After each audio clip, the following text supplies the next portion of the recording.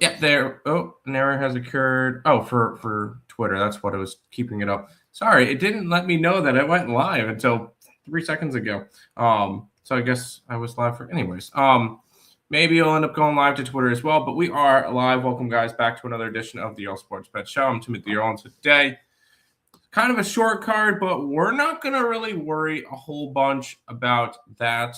What we'll do in today's show is I'll quickly talk about what happened yesterday, what went right, what went wrong in the world of sports betting, and in the world of sports in general, because we got a bombshell handed to us yesterday in terms of the MLB, and what will most likely be the demise of the 2020 season, 2027 season, sorry.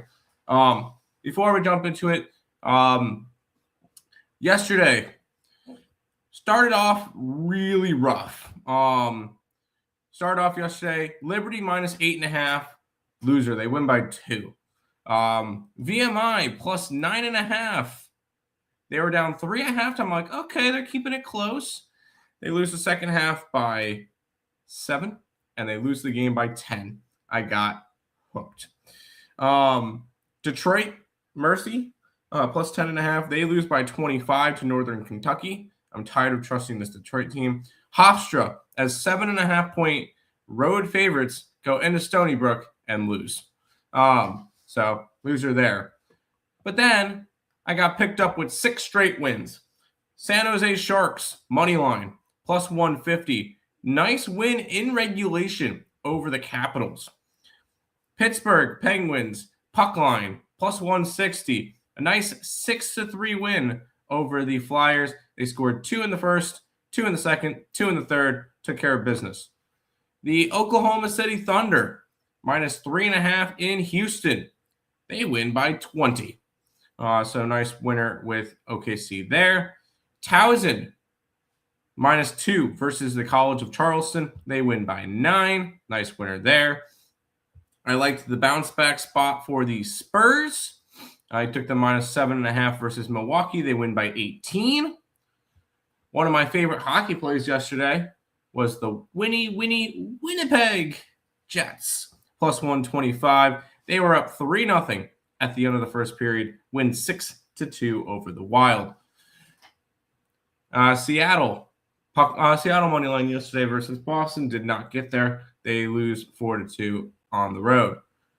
UT Martin continues to win, but they did not cover that 8.5 spread. They only won by 6, so loser there. I took plus 5.5 points with the University of Southern Indiana, the Screaming Eagles. They said, you see those 5.5 points? Yeah, leave them at the door. We're going to win by 17 on the road. So impressive win by them over Tennessee Tech. One of the best games of the night last night came in college basketball between Tarleton State and Southern Utah. That game finished 106-105 in overtime. Southern Utah gets the cover plus 4.5. The Dallas Mavericks, I got it to pick them. They went all the way up to 3.5, and they won by 22. Dallas has started to look a little bit better as of late, so keep them in mind. They're not gonna. Where are they in the standings? Out of curiosity, they are still 2 games back of the 10 seed, so right outside on the outside looking in. I will say I really want to put a future down on a team to make the playoffs, which I want to take the Clippers to make the playoffs. They would have to win at 2 playing games, but it's plus 120. I kind of like the spot for the Clippers. They've looked a lot better since starting off 5-16. They're on a 12-6 run. So and they've won 4 in a row. The Clippers have actually looked good as of late, and we'll talk about the Clippers in a minute. But Dallas with the winner. I had the Blackhawks last night. They lose 3-1 to Calgary, so unfortunate there. Idaho. They kept it close in the first half. They fell apart in the second half. Their money line loses. They lose by 8. I took the Islanders last night, plus 135. They shut out Edmonton. The Edmonton Oilers have 54 points right now through 48 games. That's not the Stanley Cup contender that we thought they were going to be. But watch. I want to make a prediction. The team to represent the Western Conference in the Stanley Cup will come out of the Pacific Division. There you go. It will not be Colorado, Dallas, or Minnesota. That's basically what I'm saying. Because everybody's hyping up those teams. Watch it still be Edmonton or even Vegas. But I want to make that bold take. Anyways, and then the final play of the night was the Utah Mammoth. I gave that out on a free pick video the night before. And the Utah Mammoth take a 2-1 win over the Dallas Stars. That was a nice winner there. We ended up finishing up 4.1 units. NHL, great night, up 4.6. That was a 5-2 night. 3-0 in the NBA. College basketball went 3-6. So college basketball continues to kind of not be great. I know I can turn it around because volume better. One big day and it flips around. So I know that I'll have a better end to the year, and we'll continue to make some money. Free picks for today. We'll take the Hurricanes team total over 3.5. That is against the Florida Panthers. I like the spot there. Obviously, I mentioned the Clippers to make the playoffs. Clippers money line plus minus 120, and then Creighton minus 120. They are against Providence in Providence. But that's the recap from yesterday. Let's go ahead and pull up the Twitter because we are going to discuss some guy named Kyle Tucker and why he's currently has the second highest AAV in baseball, not including deferrals. Because obviously, top guy is his teammate in Shohei Ohtani, because Kyle Tucker has gone to the Dodgers. What the fuck? The Dodgers now have $2.11 billion on their books. That's absolutely insane. Arenado, 8-time All-Star to the Diamondbacks. I will say, I was looking at it moreover. You're paying $5.5 million a year for I don't want to say washed, but a not the same as he was. But I'm not saying that he's going to be bad. Just don't expect the Nolan Arenado from the past. I don't want to say those days are over, but he's not going to hit to a 6 WAR. He's not going to hit to a 5 WAR. I think if you guys can get 2.5 WAR from him, you're happy for $5 million. Hell, I think if you get 1 WAR from him, you probably will be happy. But I feel like he's going to be a huge piece for Lawler, who's a big prospect coming up. And I think Nolan Arenado can kind of put his arm around him and go and kind of help him develop a little bit more. Because we saw that with Bregman last year with Roman Anthony. I think you can see something similar with Nolan Arenado with some of those young Arizona Diamondback prospects. So that's what you're kind of paying him for. Do not expect huge performances. He feasts in the NLS, sure. And I will say hitting in Arizona is going to be far better for him than hitting in St. Louis. But I am not going to be overzealous with that one. Do not think that he's going to be the Nolan Arenado of the past.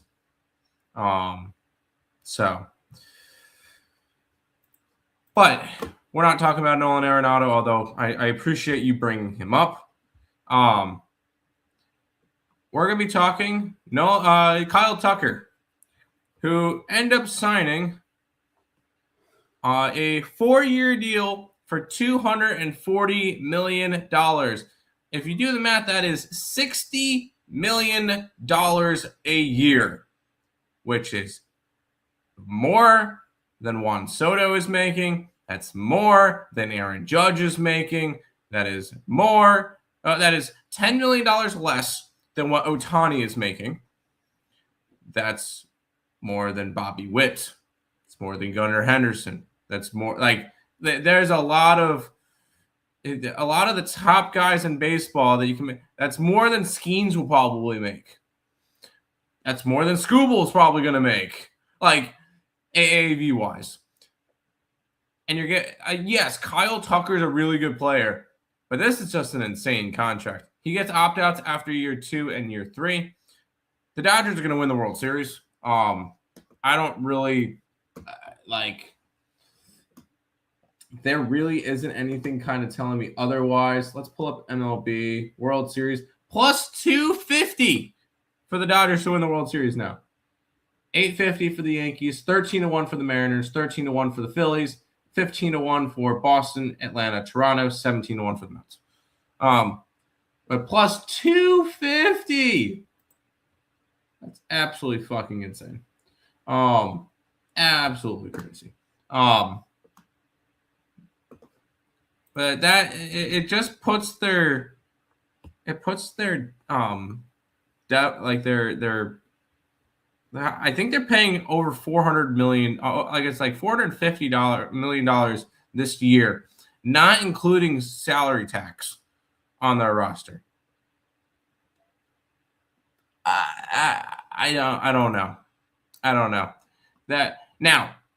I will make the argument, and there will be a video where I'm going to be doing a video with Nick Sunday over for the other baseball channel of Doomsday and the 2027 lockout and what this all means to baseball. And we'll do a whole entire video on that. But this is just insane money for what he's making. What moves have the Minnesota Twins made? Let's take a look. Minnesota. I have to actually look it up because I don't know what they've done. Minnesota moves this offseason.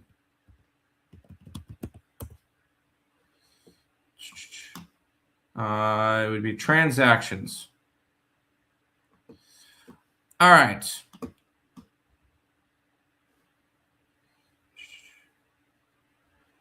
Minor leagues.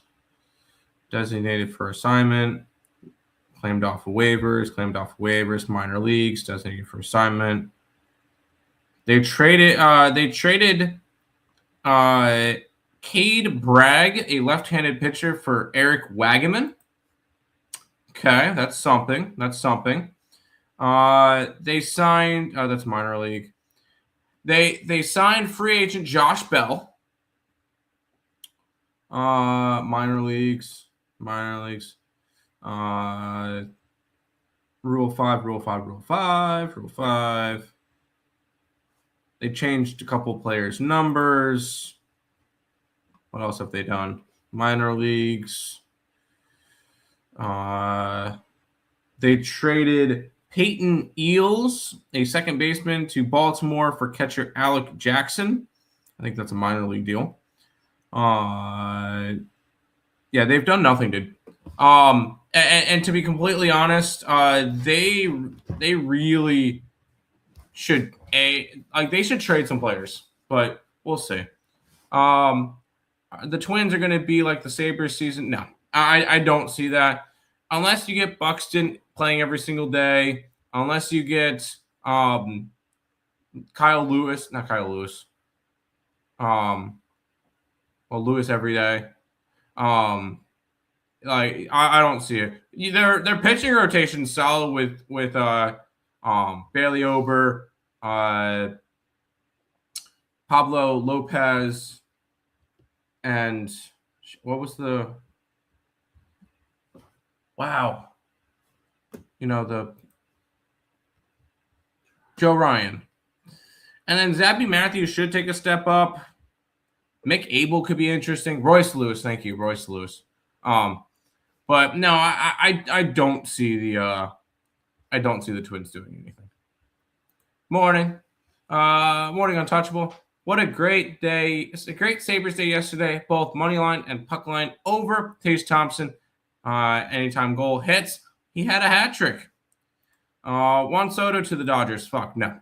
Juan Soto is locked in with the Mets for 14 more years. So, no, he's not going anywhere. A little annoyed I forgot to opt in on BetMGM's weekly promo. If you get a goal scorer that hits a hat trick, you get a share of $10,000 in free bets. Wow. There you go. A goal scorer you bet on. I got what you meant. Diaz to the Dodgers. Yeah, Diaz signed with the Dodgers. That was, what, 3 years, $66 million or something like that? $69 million. Mets offered 66. Yeah, the Dodgers are signing everybody. Indiana minus 380. I don't like that. No. I'm never gonna lay minus 380. So that's the case. But that's just no. By the way, crazy stat here. Because somebody brought up the Buffalo Sabres. The Sabres are now 16-6-2 at home this season. Only 2 teams have a better point percentage at home than the Buffalo Sabres. Toronto is 16-5-5. That's 712 win percentage, a point percentage. And the Colorado Avalanche are 19-0-2 at home. Oh, no, 19-0-2 at home with a 932 win point percentage. Those are the only teams that are better. There you go. I think I'm getting a Tage Thompson USA jersey. Dude, I want one too. I would love one. For sure. That would be awesome. Colorado at home is insane. They are 100% insane.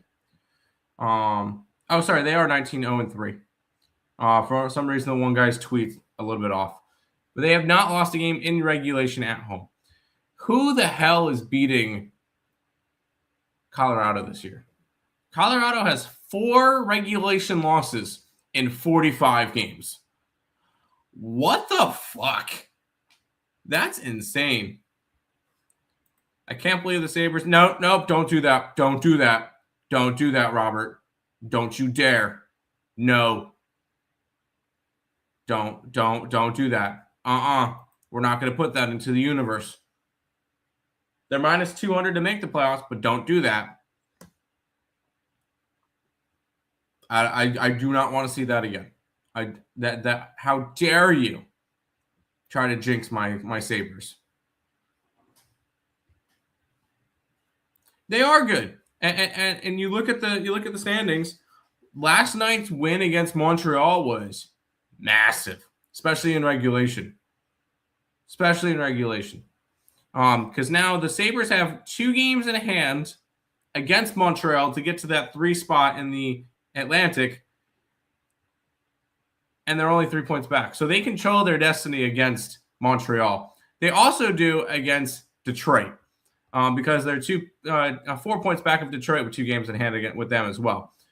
Now, they're not catching Tampa Bay, which let's give them their flowers. Tampa Bay has won 11 straight games. Holy crap. Like, that's insane. But everybody's talking about the Sabres, who are 15-2 in their last 17 games. I love it. I watch hockey. I know you do. As long as they don't wear the Quebec jerseys at home, since 2 of their overtime losses were in those sweaters. Sabres over point total looks good right now. That it does. They have 56 points in 46 games, which is over a point a game, which I think they're on pace for 100 points. Like, awesome. Keep it rolling. And that was with a very shitty start to the year. And right now, if the playoffs were to start, I would get to go see my first Sabres playoff game in Carolina. Because currently the number 1 seed in the Eastern Conference is Tampa Bay. And the Sabres are the number 1 wild card spot. So the Buffalo Sabres would head to Carolina. It would be It would be Sabres and Carolina. It would be Boston and Tampa, Detroit and Montreal, Islanders and Penguins. That would be a lot of fun. Rasmus Dahlin, Team Sweden. Yes, that should be fun to see too. St. Louis money line. I don't care if I'm a homer. I took St. Louis team total over 2.5 today. I like the spot for them. I think they have a shot to beat Tampa. For sure. You got Tampa on an 11-game winning streak now on the road. Like, it's difficult to win on the road. Granted, Tampa Bay, Jesus Christ, 17-4-3 on the road this year. They're better on the road than they are at home. That's insane. That is actually insane.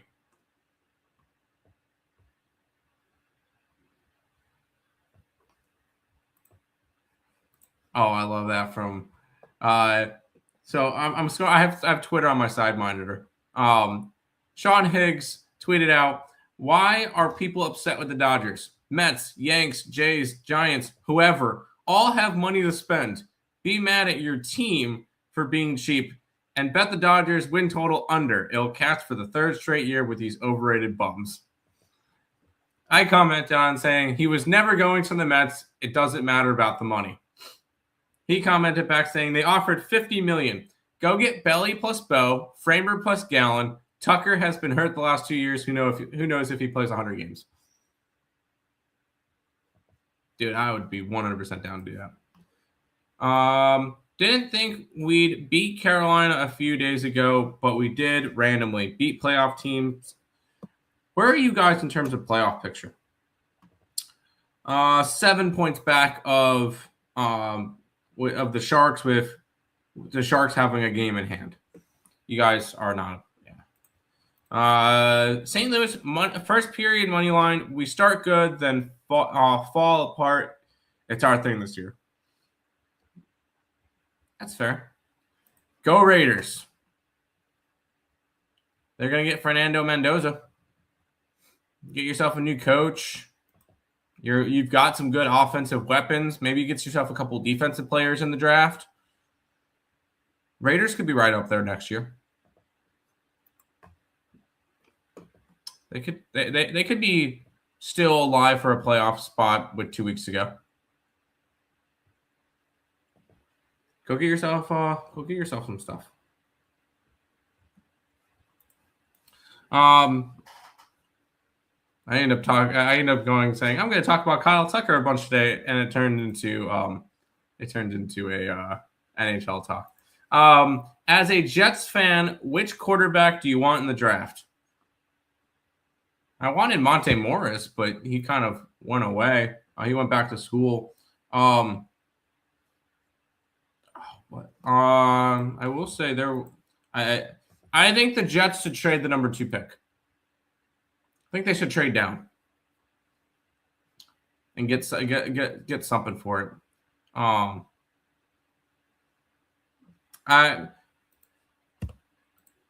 If anybody, what's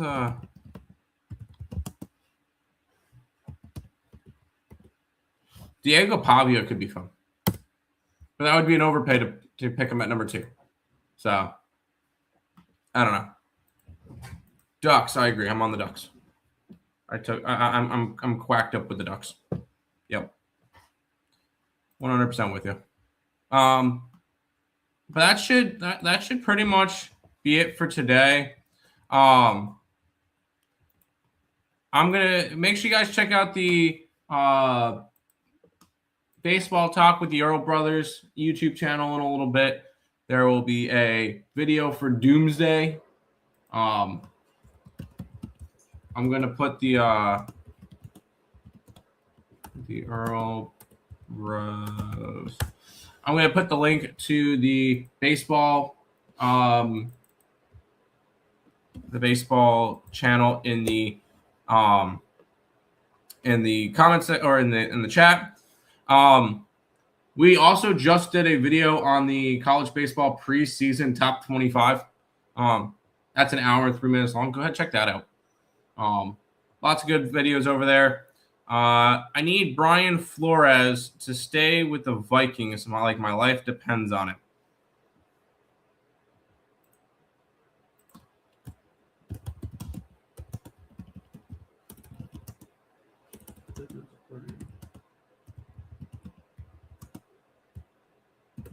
Sorry, I'm commenting on something.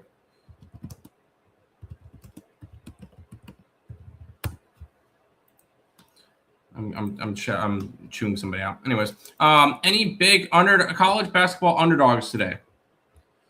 I have a team out of Pick'em. I have Creighton out of Pick'em. I have a team at -4.5. I thought I had one. Oh, I had totals. No, I don't have any big underdogs today in college basketball.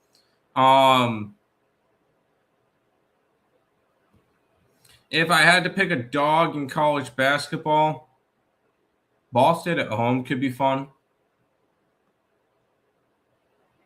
Other than that, I really don't have much. Maybe Colorado State at the end of the night could be an interesting dog, but not really anything that I would need to get myself interested in.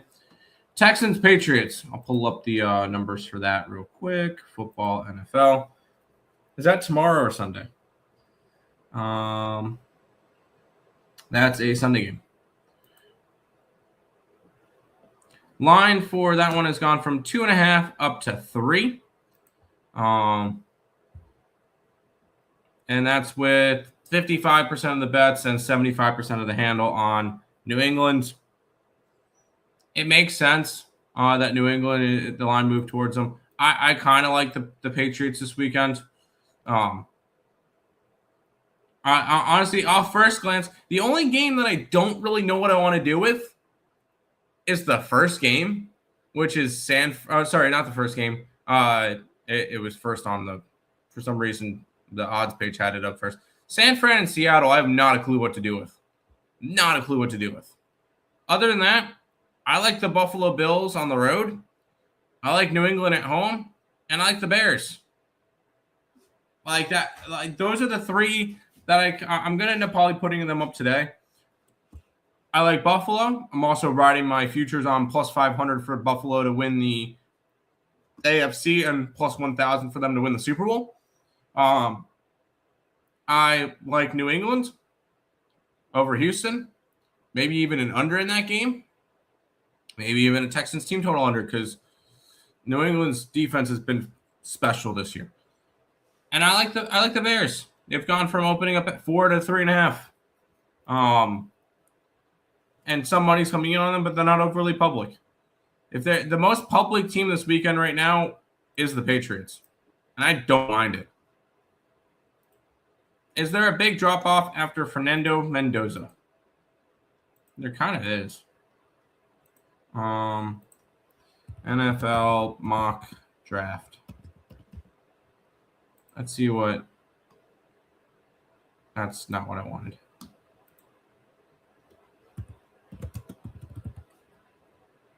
Mock draft 2026.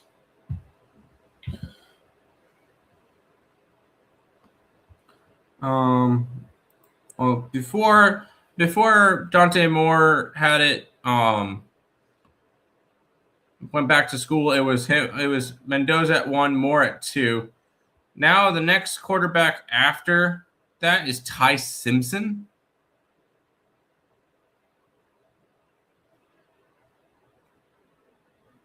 And then there's not any other. There's no other quarterbacks projected in that one. Here's somebody's from. No, that's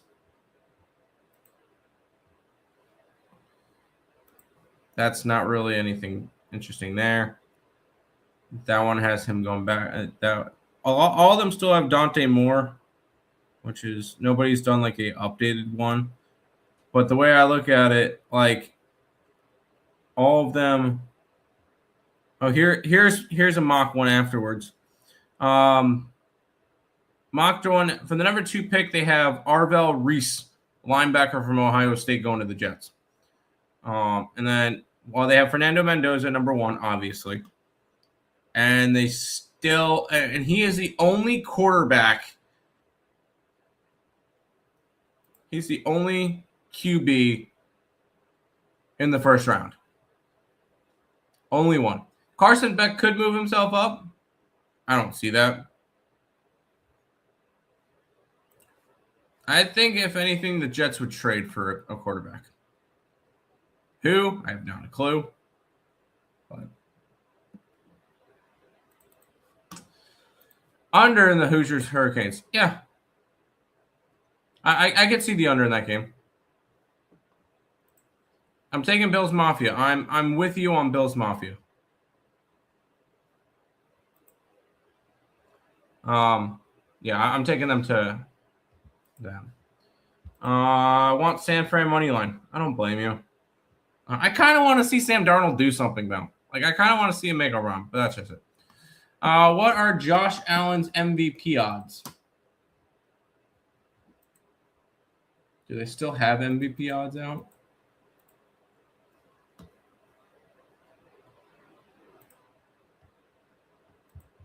I don't think they have futures. They don't have MVP odds out.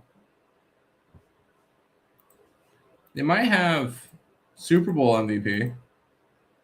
Super Bowl MVP, Josh Allen 7-1. But if Carson Beck wins, his draft stock goes up. I could see that.